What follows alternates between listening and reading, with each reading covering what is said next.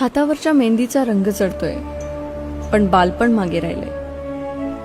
भातुकलीचा खेळ रंगतोय, पण आईबाबांसोबत जगणं मागे राहिलंय. आई, चल पुन्हा पोट धरून नवीन पहिलं पाऊल टाकू. बाबांच्या खांद्यावर बसून संपूर्ण किनारा चालू.